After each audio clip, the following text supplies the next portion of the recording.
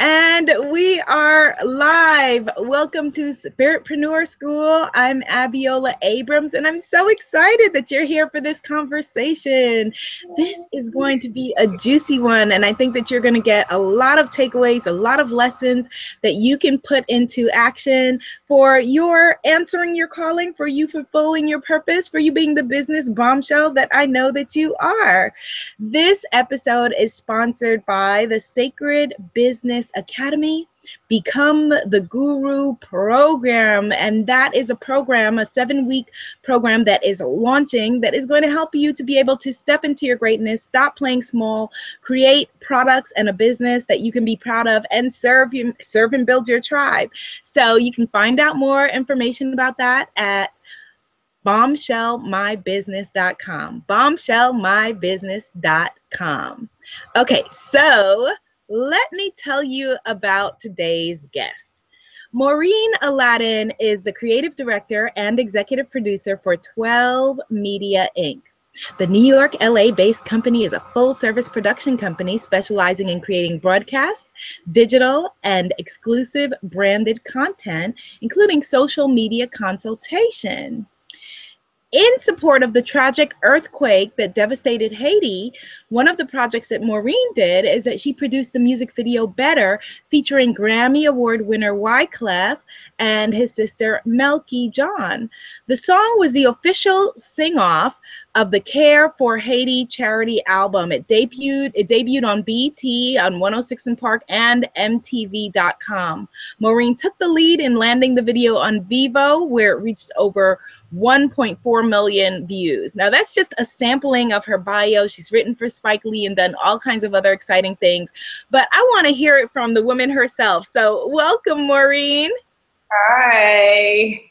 Thank you so much for joining us for this conversation. Thank you for inviting me. I'm very excited. So Maureen, that was your official bio, your government bio, as we would say in New York City. Tell us who you are. Who is Maureen Aladin? Well, professionally, I am a producer. My production company, which is New York and LA based, is called 1218 Media. And I am a content creator and also a social media strategist. So producer, content creator, and social media strategist. That's me professionally. And personally, I'm just a happy person. I am in love with life and a child of God. Beautiful. So then you are perfect for Spiritpreneur School. You are the ultimate guest teacher then. What does the name of 1218 Media stand for? Where does the title come from? 1218 is actually my birth date. Ah, okay. For December, and 18 is the actual day. That's interesting because 1218, my best friend, is also the owner of a production company, and her birthday is also 1218. So something about that Sagittarius moment in there. Yeah, I'm a Sag. Yeah, see, I'm a Leo. A lot of my BFFs, so a lot of my best friends tend to be Sagittarians. So, oh, really? Yes, I don't know what it is. It's like a whole Sagittarius Leo thing. So tell me, do you have like a guiding principle or a mantra, a mantra as I like to call it, or something that leads you, that you feel, well, not that leads you, something that you feel is a powerful mantra that you live by? It could be a quote. Well, I believe that you're not defined by what you do. I believe that your character is expressed in how you treat yourself, how you treat others, how you love yourself, how you love others, and that you should never be defined by your accolades or your awards. You should just be someone of good character. And that's sort of what I live by, if you want to call that a mantra. And I also have a tagline that I have for 1218 Media, which I say, inspired by God and executed by faith. So everything that I come up with, every project, sometimes it's something that I think of, and other times it flows so well and the idea comes so easily. I feel like this can't possibly be from me. This has to be from a higher being. And so what I do is, when I have an idea, I think about it, and then I execute it with as much excellence as possible and with faith that it'll do what it's supposed to do in the world when I share it. Oh, I just got goosebumps and chills. That is so beautiful. The way that you described that for a long time, my personal mantra was, to whom much has been given, much is required. And that sounds very much in the spirit of what you just said. What is your answer to the question, Maureen Aladin, what do you believe? I believe that we are all created with gifts, talents, and abilities, and we're supposed to share that with the world. And like I said before, you share it with excellence. And I believe that what is for you is for you. And it might take forever to get to what's for you. It might take a route you may have never imagined, but you should pursue what makes you happy. You should pursue what you would do even if you aren't getting paid, although nowadays you should get paid. If there's something that you're passionate about, you can figure out how to at least make a quarter, at least make $1 from something that you love. But do what you were born to do what you were created to do. We were all created to do something special, and you should tap into that and live your life out loud with that gift. Yes, I'm just right now just so enchanted by your words, and I'm blessed and honored that we are having this conversation. Do you feel that you have answered your calling and that you're living on purpose, Maureen? I do. I absolutely love what I do. I love that I can wake up and create content and produce and write, and whatever pops up into my head, I'm able to execute that. So it's exciting. You know, I used to ride the trains in New York City. I'm in LA now. And I used to see people going to work in the morning. And some people, of course, are tired naturally. But then there were other people who just look like, oh, God, another day, you know, like just unhappy. And I remember thinking to myself, I don't want to ever be that person. I want to be excited about what I do. And sometimes, you know, everybody has situations, everyone has circumstances, and they can't necessarily change or just decide one day that they want to do something without thinking about a responsibility they may have, like family, kids. But if you don't have that responsibility and you don't live on fear and you decide to get up and do what you love, then that's the best feeling ever. And I think that when you can wake up and do that, you're blessed, period. Period. Absolutely. Well, this series, as you know, is called Spiritpreneur School, where spirited entrepreneurs connect. And I am excited to share outstanding individuals like you doing extraordinary things on the road less traveled. What was the response of your family to you taking this road less traveled? The road less traveled. I have the most amazing family. My parents are extremely supportive. They are Haitian, and one of the things they've always stressed is education, like most Caribbean parents. Yes. So, you know, they said, you know, get your education. So I have a bachelor's, I have a master's, but they always stress, do what you love. My father would always say, I'd rather see you pushing a hot dog cart and be your own business person than work for somebody else. So I've always been an entrepreneur at heart because of my parents, because of my family. And I just feel like, yeah, aren't you, fortunate and blessed to have had that? I did as well, because a lot of my fellow friends who are also from immigrant backgrounds had the opposite, where their parents were like, look, I don't care what you love. You need to just bring home a law degree. And then I have like a lot of friends who are miserable, lawyers, or wanting to, or coaching clients who feel sad because they are living out someone else's dream instead of their own. Right.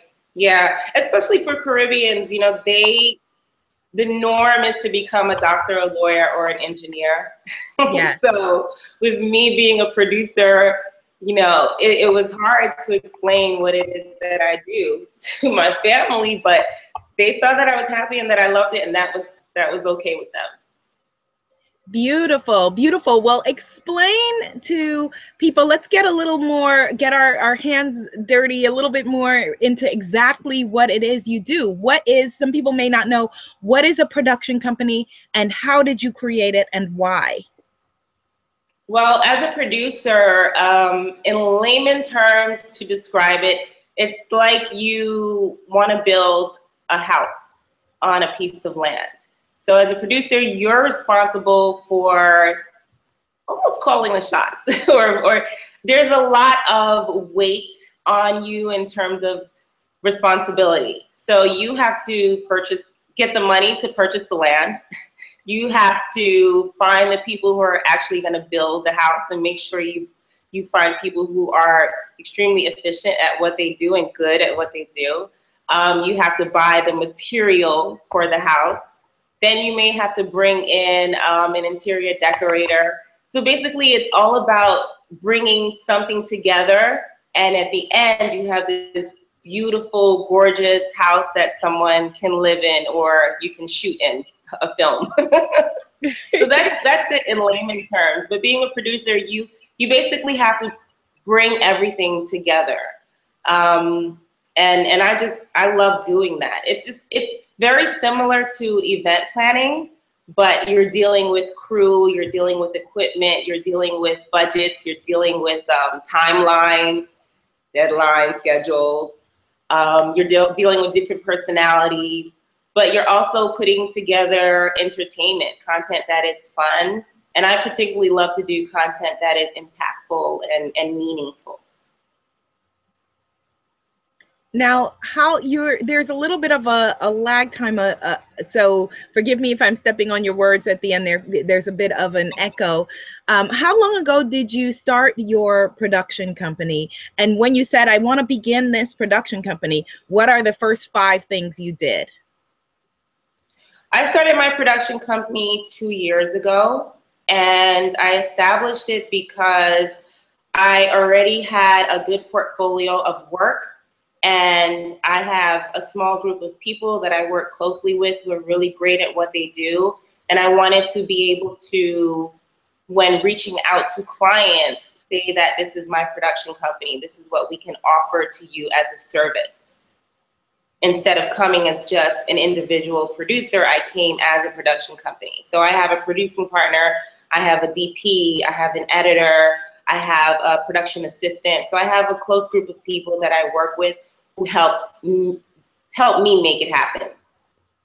I think that that's a really powerful way to, I encourage entrepreneurs when they are doing whatever it is that they do, rather than approaching it as, hey, I'm a freelancer, so that whatever company books you feels like you're replaceable. You know, a freelancer means I could swap you in and swap someone else out. Coming to them as your branded self, as your company, and saying, this is the entity that I am, here is what we specialize in, here is what we provide, exactly what you did.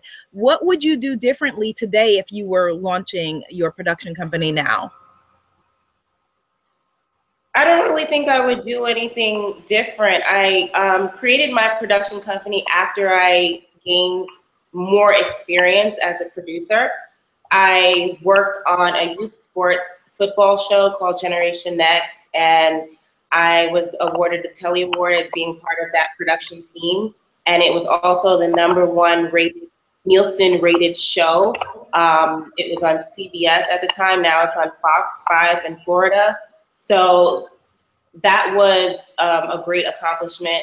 I also worked on a lot of digital content. So it was important for me to establish myself as a producer first, by working on different projects, working on my own projects. And then when I felt very confident in what I do as a producer, I decided, okay, now I can definitely have my own production company.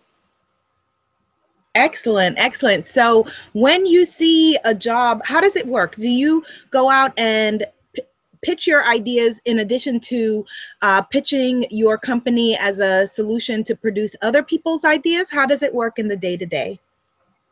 Well, for me, it's important to do what I enjoy. So I will reach out to companies that I wouldn't mind creating content for. And normally I put together a 1-sheet with the idea, but not giving too much of it away, because, you know, we live in a creative world and anyone can walk away with it. So you protect your idea by not giving all of it away, but you also need to be able to tell your client, this is what I can offer to you. And they're either gonna bite or they're not. And there are plenty of companies that you can reach out to and try to get business from. So if one person says no, it doesn't mean game over. It just means new chess move. You know, it's all a challenge and it's all a game, and you have to look at it like something fun. You know, it can be frustrating, but when you learn to manage your frustrations, when you learn to manage how you react to things and look at it more of a fun, challenging game, then you'll play. You know, life is about playing and enjoying your journey and not constantly feeling frustrated. You know, there is a lot of opportunity to make money, because that's the number one frustration. You just have to find it. You have to go after it relentlessly and have faith in yourself and trust that what is for you is for you. Period. Yes. Yes, I love that you just said, you know, when things basically go left, it's like, all right, new chess move, you know, or as I like to say, you know, all right, plot twist, something different. Exactly. How do you deal with the challenges of, because I am intimately familiar with some of what you do, because I started out as an actress, filmmaker, host, TV host, and there is a large degree of rejection that is just innately built into what you're doing. And so if you don't have the attitude, as you said, of play and fun, and if you take things personally, it can be devastating. How do you deal with rejection, and how do you advise people to deal with rejection when they feel, you know, it's easy to say, well, that's nothing personal, but if people are literally judging you or your creation, then it feels very personal. Rejection is part of the game. It's part of the game. And once you understand that and become okay with it on the inside, it won't bother you as much. It doesn't mean that you're not good. It doesn't mean that what you're offering isn't good. It just means that somebody else might appreciate it more. So your no, again, like I said, doesn't mean game over, ever. It just means that some will, some won't, so what? That's a Les Brown quote that my father taught me years ago. And it's true, you know, rejection should never stop you. It should push you. Obviously, okay, we're human. We're gonna feel like, oh man, maybe it's not good. Maybe you do have to go back and tweak it. Maybe there is something that you have to do to really, you know, mold it into perfection. But it should be your idea of perfection and not someone else's. And like I said, there will be someone who will eventually bite. You just have to keep pushing. Well said. Well said. You have a question coming in, and I want to encourage people who are watching this live that there is a blue Q&A button on the viewing page on the screen, on the bottom right side of the screen. If you push that, you can ask your question and it'll come to us. So a question, Maureen, coming in for you is that, I don't want to butcher your name. I think it's Sticiana wants to know about the experience of working with Wyclef Jean. How did that come about, and how did you make that happen? Oh, I was working independently with another production company and brought in as a producer. And it was great. Wyclef is a lot of fun. I used to be a singer-songwriter back in the day. So I didn't know that about you. Interesting. Yeah, I gave it up. I know Clef, and I know his sister, and I know Sadek, and they're great. They're a lot of fun. I always say that Clef is the best live performer ever. He can get you to take your shoe and throw it up in the air and rock with it, you know, and you're kind of looking like, when did I get this shoe in my hand? He's awesome. I love working with him. But yeah, I worked with a production company called Ionic, and they produced the we produced the video, and it was a lot of fun. It was a very tight deadline getting everything together. I had to get robes, church robes, and I reached out to a bunch of people that I knew. I actually got the church robes from my old Catholic church that I used to attend when I was younger. And I called a dozen or more churches in NYC to get this small little church in, I think, Little Italy in Manhattan. And they were very accommodating. This was wintertime. Actually, it was my birthday. I was working on my birthday. The day that we 12 and 10. Yeah, the better video. So it was a lot of fun. And I got a surprise birthday cake too. So that was cool. Nice. And you have a beautiful video as a result. It's a gorgeous video. And it's for an important cause. A lot of your work tends to be cause-based. I know for a fact that a lot of my spiritpreneurs who are watching, my business bombshells, have bigger objectives like you, things that they want to make projects around because they want to promote a cause or bring attention to something. How do you recommend that they go about that? Well, when you have an idea, you should first, of course, put it down on paper and then come up with a plan. Give yourself a deadline, and don't be blocked by money, by revenue.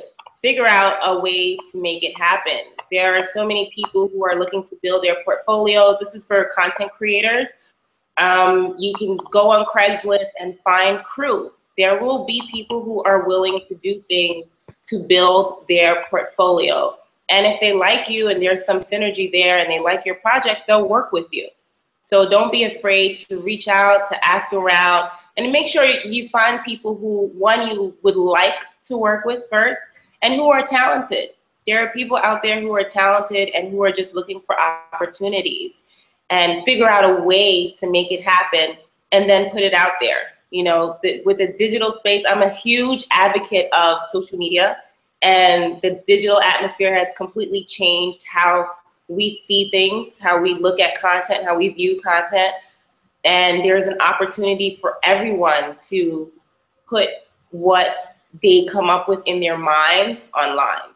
And you can build an audience, you can build a brand. We're living in amazing times when it comes to content. Excellent, excellent. Well, you said, just put it after you've done that. You've done all of the, the first part of the heavy lifting. The second part is, as you said just put it out there. Some people don't know how to do that. Explain what that means, and you can use examples from your natural hair PSA that you did and from your One Egg Haiti project that we'll get into in a bit. What does that mean? How did you get these projects out there and bring recognition to them? Well, as a producer, one of the first things I do is first we come up with the idea with my team, and we figure out a date to shoot. And then in post, we think about what outlets we're actually going to push the project to. For me, whenever I cast, I'm going back to production, or pre-production, whenever I cast someone for, let's say the PSA that you mentioned, the One Egg Haiti PSA, I reached out to a number of people who are big in social media. I was able to secure the founder of UberFacts. I was able to secure the founder and CEO of Rocket Hub, which is where the One Egg Haiti PSA is currently fundraising. And Rocket Hub recently partnered with A&E, and Brian Meese, who is the CEO, is going to be pushing the One Egg Haiti project because he loves it so much. Yeah. So hopefully we'll be able to see a vignette of the One Egg Haiti project on A&E at some point this year, 2015. So, securing, like I said before, getting these people, I got two of the biggest stars on Vine, Brittany Ferlin and Josh Garnett. They have over 1 million some odd numbers on their Vine videos. I also got Natural85, who's a big YouTuber who people love. And you know, it was important for me to get people who are huge on social media because it would bring more exposure to the project. You can reach out to many people, and you just have to know what to say. Don't say too much in an email. Say enough. Describe the project. Say why you're interested in them being a part of it, why it would benefit them, and that you would love to have them. And then some people are going to respond and say yes, and some people may say no. And you just you have your wish list of people, your top 10 or 20, and you reach out to them, and then you have your other tier of people, and then you just make it happen in terms of getting talent for a project. And then as far as putting it out there, there's YouTube. That's what YouTube is. That's what the basis of YouTube was built on, you know, to put content online and for other people to see it. There's also a new company that's emerging called Public Vine, which is a platform for content creators to place their content on this platform and earn money from it. It's pretty new. They actually just had a soft launch, but you can choose the country that you want your content to appear in, and then your audience can actually support you, and you can choose the amount for them a dollar amount for them to pay to watch your content. So it's pretty cool. It's new, and there's so many exciting things that are out there for you to place whatever it is that you come up with, whatever video content it is that you come up with online. Excellent. You just gave a number of actionable steps that anyone could take with something that they're doing that you mentioned. I just want to recap. Contacting influencers via social media, having a wish list, reaching out to them, and then what was the Les Brown quote? Some will, some won't, so what? Exactly. And the other thing that's important is to have a one sheet, put together a one sheet. So it's basically one sheet, and make it visual. People love to see pictures. Choose a photo that represents your project in some way, and then write your blurb about what the project is about, and maybe a little bit about yourself or your company, and send that off as an attachment to the email for whoever it is that you're soliciting. Excellent. And I want to also just stress, before you sent all of this, you had an excellent project to begin with, that you had something of quality that you were putting into the world. And so you weren't reaching out to influencers and asking them to be involved with something half-assed, for lack of a better way to put it, correct? Right. I worked on last year a project called Comida Caliente, which I executive produced with Stephanie Vara, who I met through the music circle. She came to me about her family and this cooking show. And I took a look at it and I was like, wow, I totally want to do this. The family is so much fun. They have this dynamic personality. They're engaging. They're just a fun family. And the mom they're all stars, but the mom is a star. I fell in love with Deanie. And I was like, I totally want to do this project. Let's raise money for it.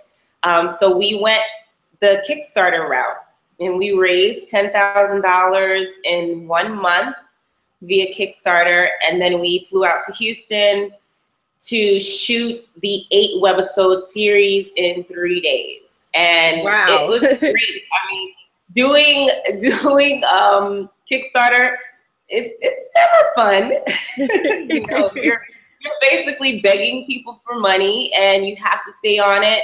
But I never doubted that we wouldn't reach our goal. We actually surpassed our goal a little bit, but it was a lot of fun to do. You know, with Kickstarter or whichever crowdsourcing platform you use, you have to be on it. You have to get a team of people who are going to be team leaders, who are going to reach out to other people for you, send text reminders, send emails, post on ground, Twitter, whatever platforms or social media accounts that you have, reach out and get people to donate. And they will. You just have to kind of stay on them. Daniela S. wants to know, regarding your Comida Caliente, she's asking regarding web series, do you recommend shooting them all at once like you did, or one at a time? Well, for me, I was on a schedule. I was also shooting another docuseries or reality show. So I knew that when I was flying out to Houston that I would also be going to Nacogdoches, which is in Texas as well. So it was important for me to schedule it that way. And the family did really great. One of the sisters, if you guys look at the, just go to YouTube and just type in Comida Caliente, and you can see the series there. One of the sisters had media training. Stephanie she's a singer-songwriter, so she used to have an album. So she has an album. We just shot a music video for one of her songs this past summer. So she's used to being in front of the camera. And her mom as well, in the past, has been on camera. But this was new for them in terms of doing it in 3 days. But they did it. They were great. They took direction really well. And we actually went back to Houston in February and shot another docuseries with the entire family. And they were just on it. So the great thing about putting your projects out there, when we premiered Comida Caliente, the show was, first of all, we got Goya as a sponsor. That's awesome. The show was then featured on the front page of the food section of the Houston Chronicle.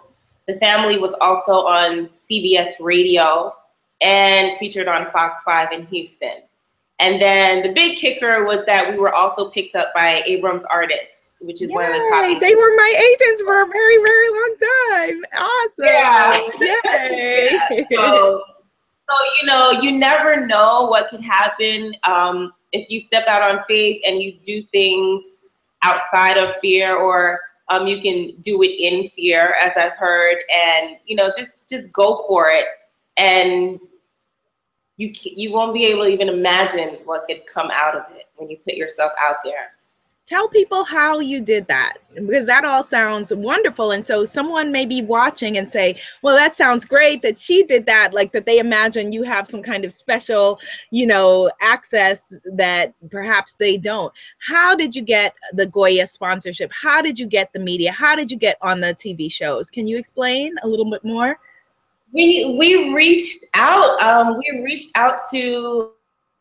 We piled a list of sponsors that we thought would fit well with what we were doing, and Goya said yes, and we went with Goya. As far as Abrams is concerned, Stephanie has a contact with Abrams, and we set up a meeting, and they liked us, and they decided to sign us on. But there's no rocket science to it nowadays. Companies and stars are very accessible with because of social media, because of emails. You can look for people's emails online. You can go on Instagram and see a CEO's email online. You will be surprised. People are not that far out of reach as you may think. You know, so once you decide to go for it, a lot of different ideas will come to mind as to, once you start focusing on something, a lot more out of the box ideas will start coming to mind as to how you can actually get to someone you're looking to contact. Maureen, what are your Kickstarter do's and don'ts? I love that you are giving so much advice. Thank you so much for being so open and sharing. I feel like we're living in the most exciting time for me because of this accessibility, and because, you know, people can have direct access, you know, like the access and the green lighting is just wide open for the taking. So can you explain to us what your Kickstarter do's and don'ts are? Your Kickstarter dues. So when we did the Kickstarter video, Stephanie Barra actually did the Kickstarter video, and she did it in her home. It was an introductory video. It was nothing special. It wasn't anything high end. You don't necessarily have to do that. You just need to be sincere and genuine in what you're saying that you'd like to accomplish as far as your video is concerned. Secondly, Kickstarter will ask you to put together a blurb of what your project is about, and you have to answer a series of questions. I'm very big on visual. Everybody is pretty big on visual. Find some great pictures to attach to that page that becomes your Kickstarter page, and answer the questions in honesty, and answer the questions in such a way that people will feel like, if I donate to this project, I know that they will complete it and do a good job with it. You have to be able to convince people that you know what you're doing, and that's why you're soliciting their money, because they want to know that they're investing in something that you're going to complete. Excellent, excellent. So you mentioned earlier answering your calling and how you are living your purpose, and you know that people should just go out there and just do it, just make it happen. A lot of heart-centered entrepreneurs have challenges, you know, creative people, as we know, we have a cultural meme of the starving artist and, you know, these kinds of cultural ideas. How do you deal with the ideas of money and abundance and, you know, the challenges that a lot of creative people have around that, around getting paid, you know, what they're worth for the work that they put into the world?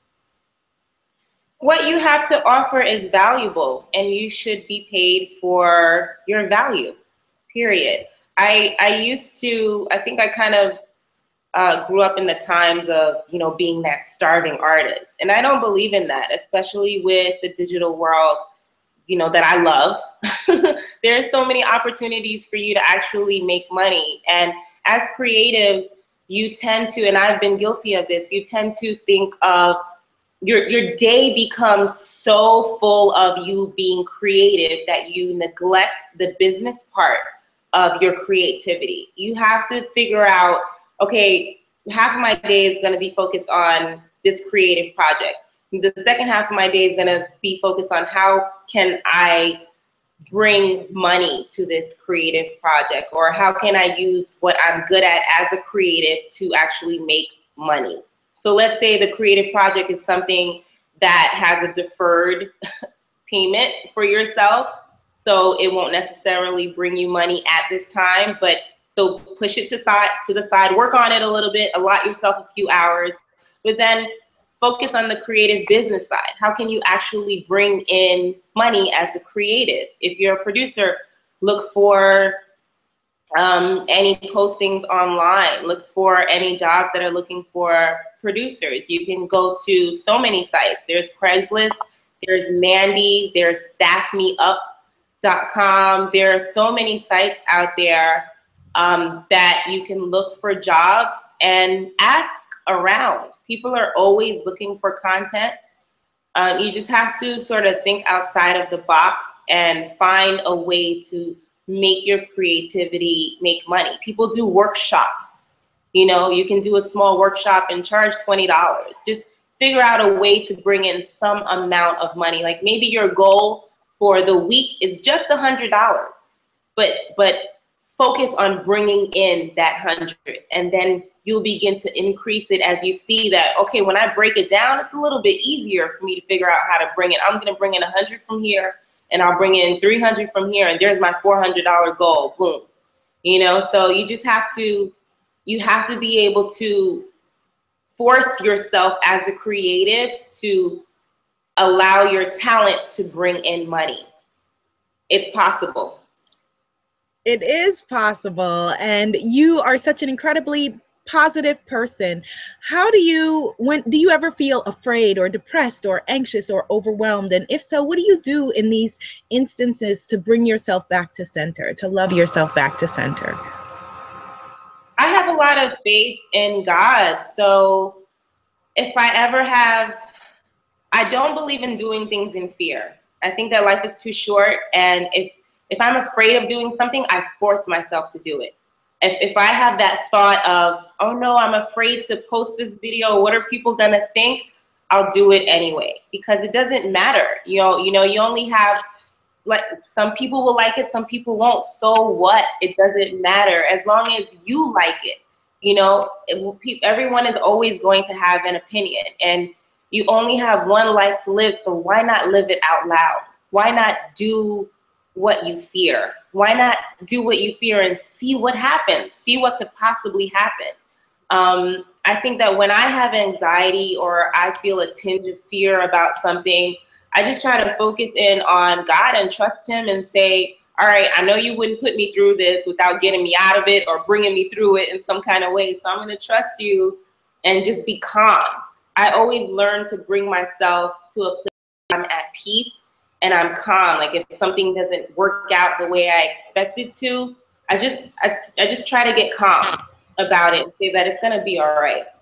It's going to be all right. And I remind myself that, you know, it worked out before. So if I'm feeling a little crazy right now, let me just get calm again, because it's going to work out. And that's it. And once you start getting into that mode, you start navigating through life a little bit differently. You know, you're like, oh, okay, that's a little challenge. All right, I'm good. I know it's going to work out in some way. I'll figure it out, and then God will do the rest. I always say, do your part. Just allow. Amen. Amen to that. Do your best and let God do the rest. So I wanted to just, before we close, I wanted to ask you, Maureen, how did you fall so in love with yourself? It's clear that you are beautifully, positively in love with yourself. My last book was named The Sacred Bombshell Handbook of Self-Love, which is a self-love handbook. How did you fall in love with you? I think I've just been blessed to have been born into the family that I have. My parents are, I'm very, very lucky. You know, when I went to college, I remember hearing a friend talking about her father. And she was talking about her father like it wasn't very nice. And I thought to myself, wow, I thought everybody had a father like mine. And I'm in college at this point.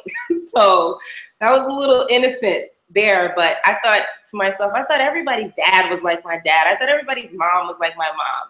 And when I realized that that wasn't the case, that's when I was like, man, I'm really lucky. I'm very blessed. So I'm blessed to have this natural love inside of me for God. And I'm blessed to have this amazing family who supports me and loves me and just wants to see me healthy and happy. So that's part of me falling in love with me and being okay with what I see in the mirror.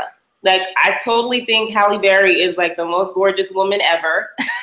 But yes. I always used to say to myself when I looked in the mirror that, you know, I'll never have her hair. I'll never have her eyes. I'll never have her shape. I'll never have her nose. I'll always have what I have. And I was born this way for a reason, and I'm okay with it. I'm happy with it. So that's part of me loving me and feeling like I'm happy with who I am. And I just try to grow and be the best me that I can be every day.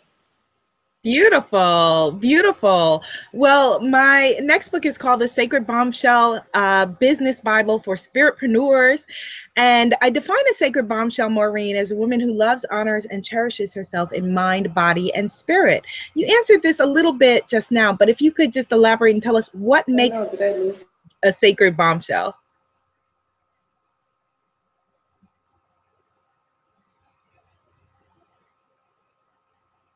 Oh no, we're a little bit frozen. Oh, you're back. Oh, good, you're back. I was saying if you could just, I said that a sacred bombshell is a woman who loves, honors, and cherishes herself in mind, body, and spirit. And so given that definition, what makes you a sacred bombshell? Mind, body, and spirit. So body, I am an avid runner. I love to run. Thank God I can wake up and like go running. And I just started taking kickboxing. I love exercising. I think it's just, for a creative person, for an entrepreneur, you need to be fit in your body and your mind. And exercising just helps. And I just love it. I have no problem doing it. As far as mind is concerned, okay, so I'm on a mission. Okay, what's the mission? I'm on a mission to complete the Bible. I'm always saying to myself that I want to read it because I feel like, you know, it's the basic principles for life, and there's so much knowledge in it. And I've always said that I wanted to complete it before I leave this earth.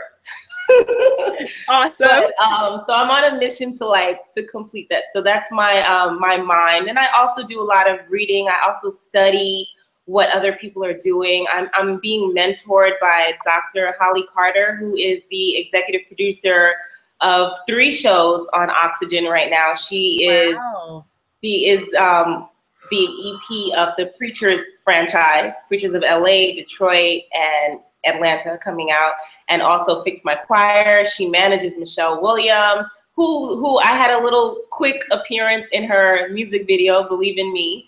Okay, so we'll look for you in that.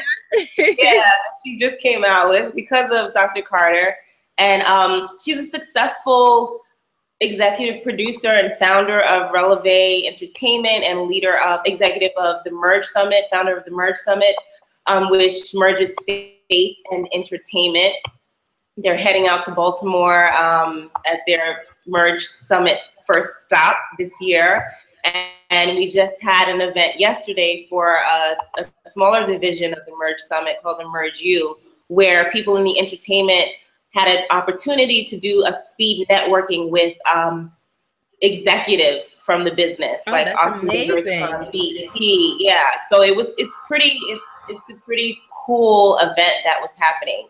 So I study people who do well in my business, and I study people who are successful and who love what they do. So that's mind, body, and soul is just being at peace and loving life.